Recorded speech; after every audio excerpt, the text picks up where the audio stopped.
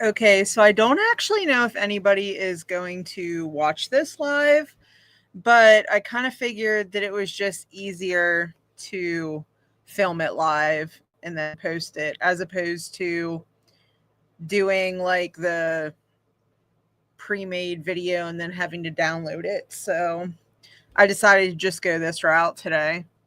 So I'm back with another coffee at the tiny house video. I know it's been a while since I've been here. Um been kind of busy, honestly. So I'm back though, so no worries. So today we're going to make a caramel or caramel for those that like to say it that way, a caramel cupcake latte. So I'm going to show you guys how to make that first. I got my cup of ice, or I guess I should say my big jar full of ice. I got my 1 shot of instant espresso. I used Cafe Bustelo, but you can use whatever you have on hand. I'm just going to add this to my ice and try not to spill it in the meantime.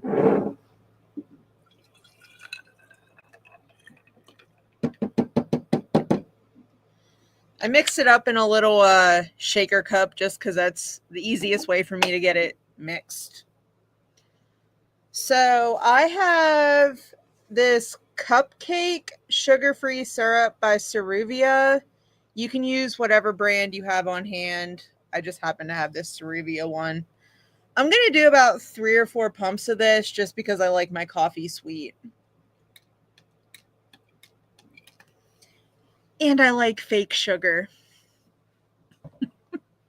Thought I'd add a little bit of humor there. So next, I'm going to add my milk. You can do your milk of choice. You know, you do you, boo-boo. I personally am going to go in with my lactose-free. It's kind of like the lactate version of milk by Aldi. I find that this is probably the best deal on this. Actually, Aldi all the way. They have the best deals on everything. So since it is a latte, I'm going to put a pretty large amount of milk in that. So it looks like this currently, which I think that's a good color for that. So then the next thing I'm going to add is going to be the caramel part. So I actually, well, this was bought for me. My dad found this at a local discount grocery store. I guess Lactaid makes like a lactose-free creamer now, and I thought that was interesting. So we're going to go ahead and put some of that in here too. I don't really measure. I probably should, but I really don't, to be honest. So we're just going to put like 3 zhuzhes in there. So like 1, 2, 3. That should be good with like the cupcake syrup, I think. And then I did like a grocery order this morning, and they didn't have whipped cream, so they gave me Cool Whip. I don't know how this is going to work out. Typically, I would use whipped cream for the cold foam, but I don't have it.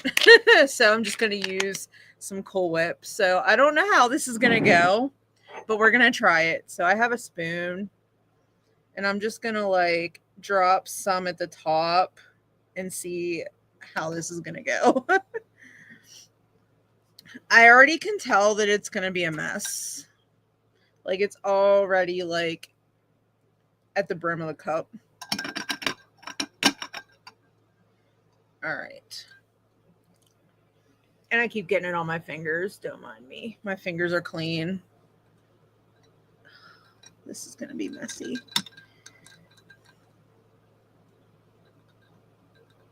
This is a messy drink. All right. And then I'm just going to eat the rest of the Cool Whip.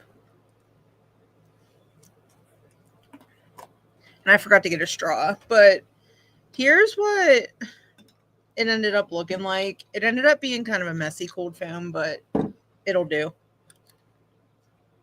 I don't think it'll personally taste any different. Let me go get a straw.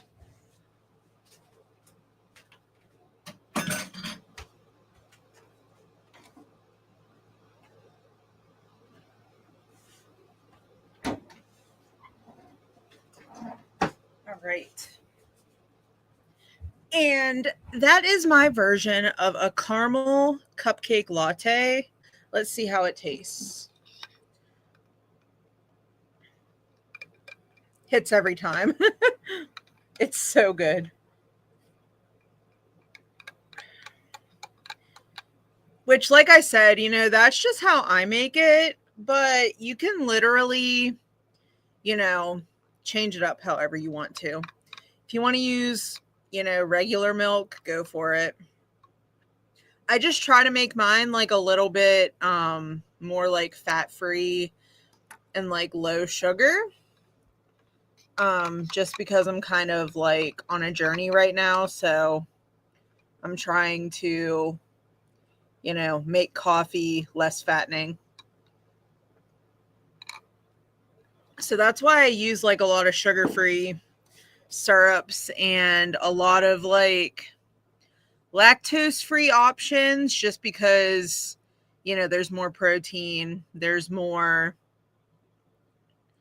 or there's less sugar, more protein, less calories. So that's what we're kind of going for here. So that's actually really good, even with the Cool Whip on top, which the Cool Whip isn't even a lot of calories. So you should be good, adding a little bit of whipped cream on top. Cheers. All right. So today's topic of conversation is going to be, we're going to get to where we left off at my last video, which was a couple weeks ago. I apologize that it was such a long time in between. Kind of had a lot going on. So I today decided I should hop on and make a video. So that's what I'm doing now. So yeah, we're going to finish up season 1, Love After Lockup, which I thought that there was 6 couples on Love After Lockup season 1, but I stand corrected. There was only 5 that I could read up on. And I had done 4 on my last video, so I just have to do the final couple on this video. So the final couple that I have yet to cover is Scott and Lizzie, which they were a whole mess and a half. They were kind of enjoyable to watch because, I don't know, I just feel like with Scott, I feel like if he got his teeth fixed and shaved and cut his hair, he would be like a halfway decent looking guy. So, I mean, that's just how I feel about it. But I really think that Lizzie was just after his money. But I'm going to get into my thoughts on that. So Scott and Lizzie met on a pen pal website while Lizzie was incarcerated. I forget what the website was called, but it looked like OnlyFans for inmates, honestly, if I'm being honest. And I feel like there was a lot of people that met their inmate through this website. So that shows you what they're looking for. So it was rumored that Lizzie was talking to other men while she was in jail. I think she had said that she was talking to like 18 of them, and she was like actively taking money from like all of them. So that's kind of interesting. She's sitting here like, taking money from Scott, and then she's also taking money from all these other fellas that she's talking to. So that's kind of interesting. So she served 10 years for DUI and bribery, and she also fought a drug addiction while in jail. So that's kind of like her criminal background and what she went to jail for. So Scott went into $100,000 in debt supporting Lizzie while she was in jail. And if I remember right, he was a truck driver, which I think truck drivers make halfway decent money depending on where you live. And I think where he lived, they didn't make like a whole lot of money. So the fact that like he, sent her a lot of his money says a lot. And I feel like he did a lot for her. Like he sent her money. He made sure that that, she had all this stuff whenever she got out. He bought her a house. She didn't really have to do much whenever she came out. And I think she should have been honestly a lot kinder to him. But we all know that she was just a trick anyway. So that's that. There was a lack of physical intimacy in the relationship, which made Scott feel used.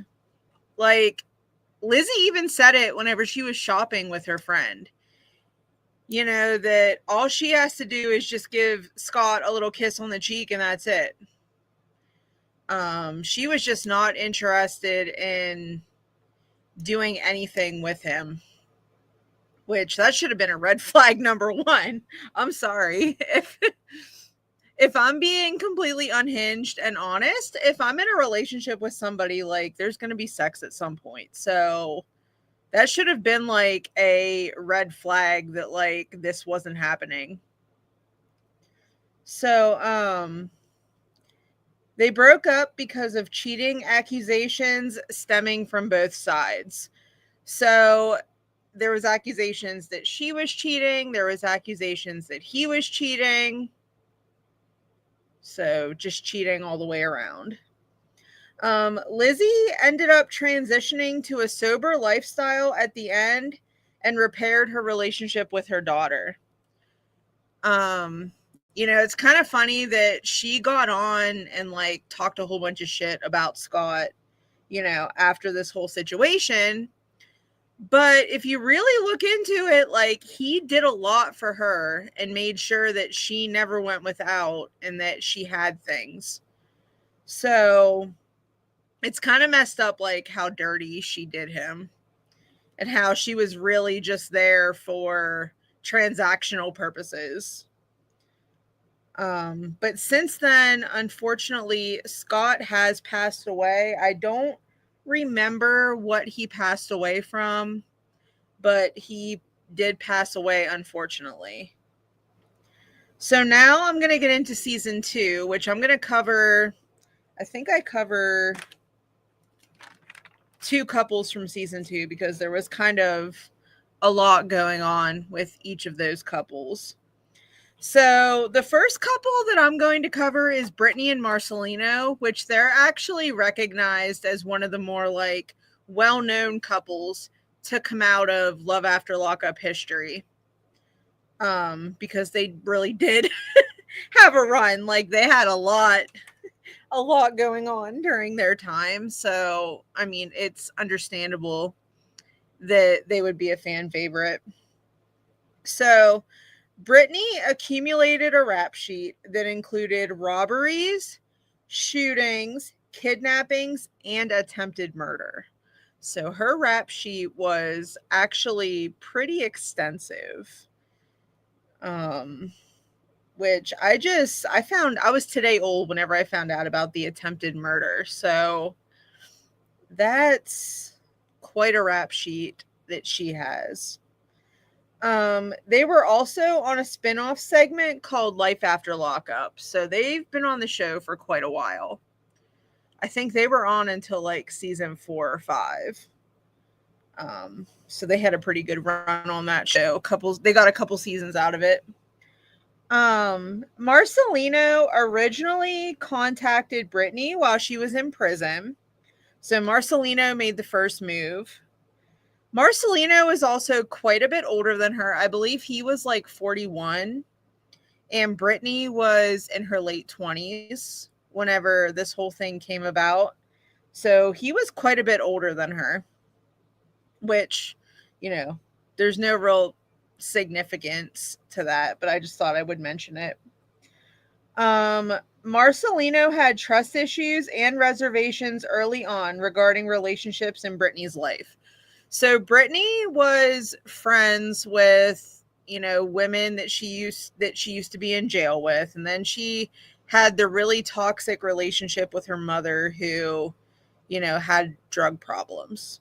So Marcelino had a lot of trust issues in regards to that whole situation. Like, Brittany was just trying to be a good person and, like, be there for her friends and family. But Marcelino said that this wasn't a good idea. You know, there was often a lot of rift between them over the relationships that Brittany had in her life. Um, so during their run on Love After Lockup and Life After Lockup, they welcomed a number of children together and they focused on Brittany's sobriety. And they also had a life together in real estate and they also renewed their vows. So they had a lot going on during their time on the show. There was a lot of ground that was covered. So they did a lot. I think in total they had like 3 children together. And then they also got custody of Brittany's son Gio also. So there was just a lot going on there. So the cracks in their relationship started when they started feeling like roommates and they had a threesome with Brittany's friend Amanda, which Amanda was actually very prominent on the show and in the relationship during their run. So Amanda was a girl that Brittany dated while she was in jail. And they were still just like really good friends, you know, and Brittany wanted them to kind of be like a throuple. But Marcelino wasn't quite into that, but he still let Amanda be around just because that is Brittany's friend. But they ended up having a threesome together. Somehow Brittany talked Marcelino into having a threesome with them. And that kind of destroyed the whole relationship, which, you know, I kind of blame Brittany. I like Brittany, don't get me wrong. I think she's a really good person. It's amazing that what she's done with her life since she's gotten out of jail. She stayed on kind of like the straight and narrow. You know, that's amazing. But at the same point, you know, you're bringing your ex-girlfriend over who's also a good friend of yours. And you're saying, like, I want to spice up our relationship. I think we should have a threesome. And then y'all have a threesome. And then things are just rocky. I mean, I don't really know what to say about that. You know, there was alleged text between Amanda and Marcelino. You know, him saying that he wanted more and all this stuff. And eventually Brittany just went and like beat Amanda up, honestly. That's what happened at one point. So that whole situation just got very toxic. So that's how that ended. So I kind of got into it, but Brittany started to lose trust in Marcelino when she found he was texting and having communications with other women. The pair ended up divorcing. So, yeah, I mean, I'm not really shocked given kind of what happened. I mean, you allowed another woman to get it on with your man whenever you were in a threesome, and then you're wondering why he cheated. I mean, I'm not saying it's right that he cheated. I'm not condoning cheating by any means, nor do I think it's right. However, I kind of feel like Brittany is allowing this behavior by allowing this woman and this other woman in their bedroom. So, I mean, it's just a rough situation. So, that was kind of a good overview of Brittany and Marcelino. So, the next couple that I'm going to get into is Megan, Michael, and Sarah. It's our first throuple, which we find that there's going to be quite a few thruples on here. But this is the first of many thruples. So Michael was in jail due to drug-related charges, distributing narcotics, and possession with intent to deliver. So he was in jail for those reasons. And then later on down the line, he ended up going to jail for other charges too. So That's that. Sarah married Michael while he was incarcerated. Michael and Sarah were reunited upon his release from prison, and during this time, Michael was communicating and seeing a girl named Megan.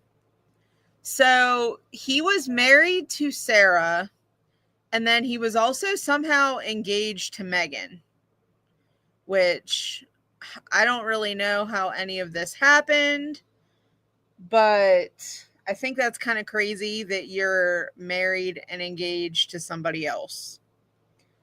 Which I don't know how Michael got away with it for so long, but he got away with it. That's all I'm going to say, is that this man somehow got away with it. So Sarah and Michael had 2 children together, all while Michael was out having relations with Megan. And he also dated another girl named Maria and dated a whole bunch of other women while still married to Sarah. How does one pull this off? I mean, you have to be like really slick in order to pull this off. And I don't know how Michael pulled it off, but he did. So Sarah struggled with taking care of 2 children on her own while dealing with Michael's inconsistencies, as, any woman would. I feel like, with how he was away 98% of the time, it seemed like, he wasn't really there for his kids, and it took a while for him to even get divorced from Sarah, because he kind of held it over her head like, hey, you're still married to me, like you can't do this and you can't do that. So really, I think they drug on their marriage for way too long. So during their time on the show, they dealt with lengthy legal custody and divorce battles. Michael wanted to get full custody of the girls. I think it was just to kind of say screw you to Sarah, honestly, because we all know that Michael really had no interest in getting full custody of his girls. He just kind of wanted to do that to shove it in Sarah's face. And there was even at one point where Megan, I guess, had like kissed one of Michael's friends, and then Michael got mad about that. And I'm just thinking to myself, you're still married and you're screwing around with this chick, with Megan. You really have a lot of audacity to be mad at her for kissing one of your friends. That's what I say about that. I say, what goes around comes around is what I say to that. So, they dealt with a lot on the show, but Sarah and Michael were always hooking up, even whenever they were divorced. So, I mean, you get what you get with that. She was stupid enough to like keep hooking up with the guy. She almost got pregnant quite a few times by him, even after they were divorced. So I don't know. I think stupid is as stupid does with these people. Do stupid things, have stupid things happen to you. That's what I say. So that's really all that I have for this video. It's a little bit under a half hour. But I'm going to continue to do some Love After Lockup content. And then after that, I'm kind of going to get into some other things. So if you like this comment, like, comment, subscribe, leave a comment. Let me know if you tried any of these coffees. And I'll see you on the next one. Bye.